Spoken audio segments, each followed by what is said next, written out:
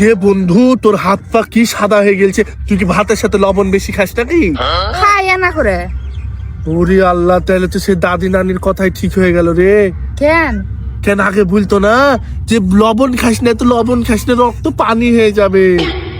তোর তো রক্ত পানি হয়ে গেছে বন্ধু, দিয়ে সাদা হয়ে গেছিস।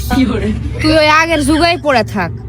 2025 সাল, এরা 2025 সাল, দুদিন পর 26 সালত পড়বে। আর ওই আগের যুগের লবণ খাওয়ার দিনত পড়ে আছে। এটা কি মগারে মদন, এ কোথা থেকে ইনস্টল হয়েছে? মদন কোথা করে? হ্যাঁ, ভাগের তুই থেকে। আর বাঁচবি না বেশি দিন বন্ধু।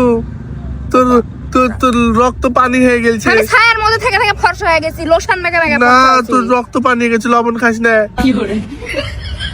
লবণ খাবি? কি রে? লবণ খাস না।